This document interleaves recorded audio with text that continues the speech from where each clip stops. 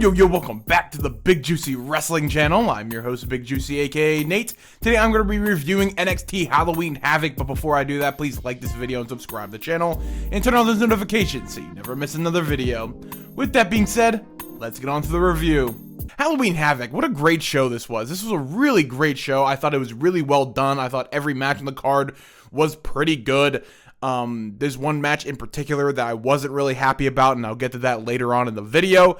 But the first match I'm going to be talking about is the first match on the card, which was Obafemi versus Tony D'Angelo for the NXT North American Championship.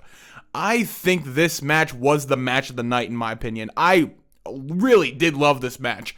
I thought this was really a match that really solidified Tony D'Angelo as the North American champion, because a lot of us didn't like that he beat Obafemi for the title, but I think that he was an amazing, amazing wrestler to beat Obafemi for the North American Championship. I think that he was looked really strong in this match. I think that Obafemi, of course, looked strong in this match. I mean, it's Obafemi. I mean, come on. But this match had some crazy spots. They had Tony D'Angelo spearing Obafemi to the outside through a ladder. That was a pretty crazy spot.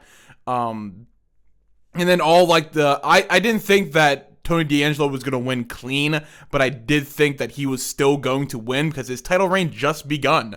So, of course, the rest of the D'Angelo family came out and tried to attack Obafemi. Obafemi did destroy them pretty much. And then later on in the match, Adriana Rizzo, Adriana Rizzo. I always forget her name, but Rizzo, I just remember that her last name is Rizzo. She grabbed the crowbar, hit Obafemi with it, and then of course Stax and Luca Crucifino came out to hit the Shatter Machine on Obafemi. Tony D'Angelo put Obafemi through the table and won and retained his North American Championship. I thought this match was really well done, and truly, I did think this match was the match of the night. The second match on the card was Roxanne Perez and Cora Jade versus Julia and Stephanie Vaquer. This was a really good tag team match. I really did enjoy this match. I thought that every woman in this match looked very strong. I think Roxanne Perez is one of the best women's wrestlers in the entire world. She's doing some amazing stuff in her career right now. Cora Jade proved to the world that she still has it, that she can still go in the ring after 2 knee injuries. She even hit a coffin drop on the outside of the ring, which I was really surprised about. And then, of course, Julia and Stephanie Vaquer looked absolutely amazing in this match.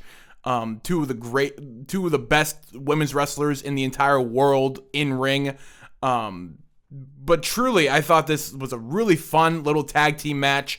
And then Stephanie Vaquer did pin Roxanne Perez. Roxanne Perez's first loss since I think they said February or something like that. So it was her first loss since February. It's to Stephanie Vaquer, so they're probably going to have a feud with that. Maybe Stephanie Vaquer beats Roxanne Perez for the Women's Championship, and then maybe eventually has a feud with Julia, maybe at Stand and Deliver or something. I would really love to see that. And then after the match, I think her name's pronounced Zaria, is that correct? I think it's correct. I just know her as Delta. She was in the crowd after the match and staring at Julia and Stephanie Vaquer.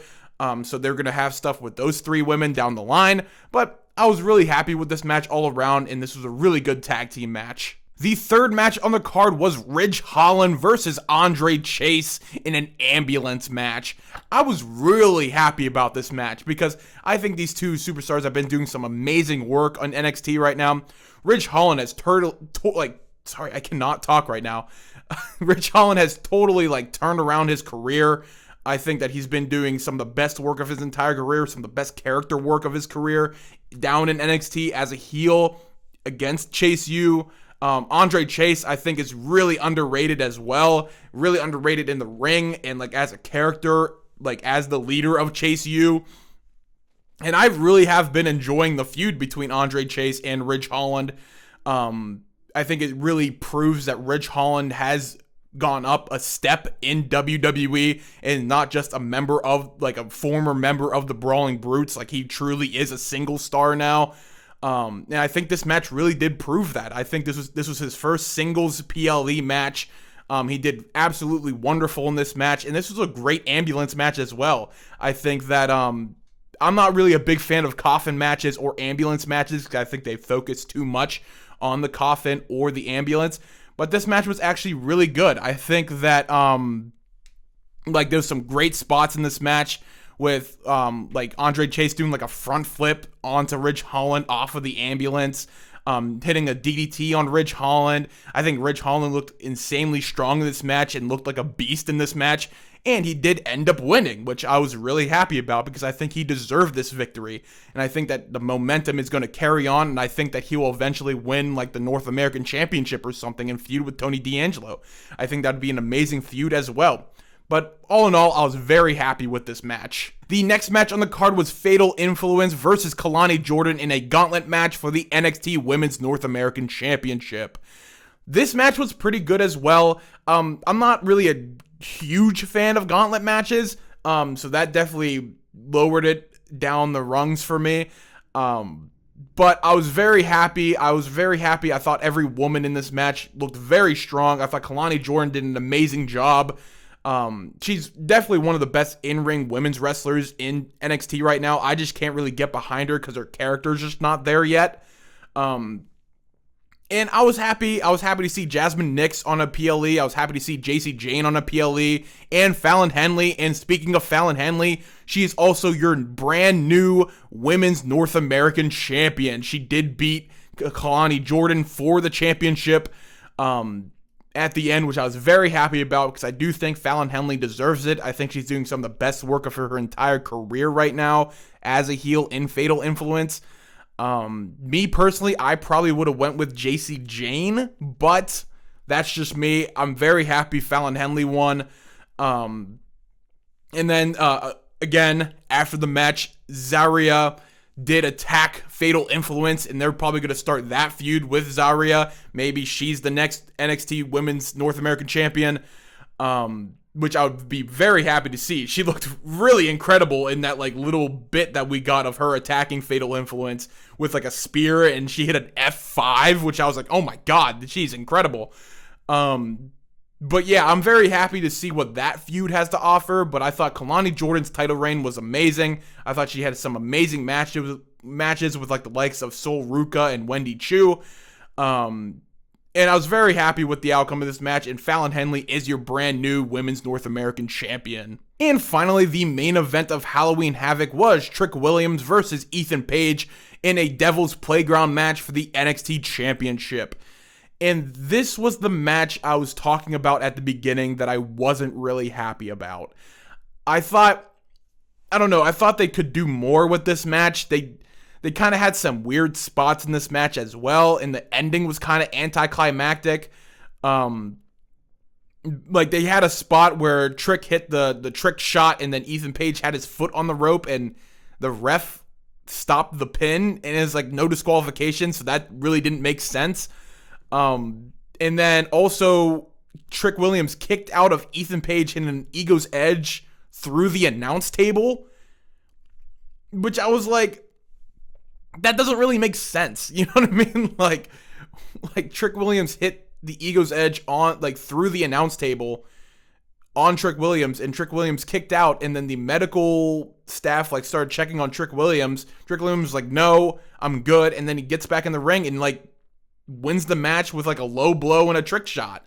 And then at the end of the match too, it was very weird ending to the show with Ridge Holland coming out to attack Trick Williams, and then him and Ethan Page started attacking Trick Williams, and then Bubba Ray Dudley gets involved. They're probably setting up a tag team match because NXT is going to the the 2300 arena, is that what it's called, right? Basically the arena that ECW used to hold their events. So they're probably setting up a tag team match between Bubba Ray Dudley and Trick Williams versus Ethan Page and Ridge Holland. That's just my opinion. But it was just a weird ending. I didn't like the ending of this match. I didn't like some of the ideas that they had for this match. I mean, I like the pumpkin spot. That was really funny. Ethan Page's Ego's Edge through the announce table was really good. And this just didn't feel like a Devil's Playground match to me. I think they did a lot more in-ring wrestling. So, like, the Devil's Playground role really didn't matter in this match that much. Like, I've seen better Devil's Playground matches with, like, Kiana James and Roxanne Perez and also Damian Priest and Johnny Gargano. Like, they had some amazing matches. But this match just didn't hit for me. Like, I don't know. This match just was missing something, or something that, like, I just didn't really enjoy this match, and I didn't really enjoy the ending. But regardless, these are two great competitors, and, like, I think Ethan Page is going up to the main roster after this, and like, after the match in the ECW arena that's eventually going to happen. I just wasn't really a big fan of this ending. All in all, besides the main event, I really did enjoy this PLE. I thought that every match on this card was very well done. I thought that there's a lot of star-making performances on this card as well, with, like, Tony D'Angelo and Ridge Holland and Andre Chase. And even, like, Fallon Henley and Kalani Jordan. Like, I thought, like, there's a lot of star-making performances on this card. I thought that, like, a lot of the other superstars looked incredibly strong on this card as well.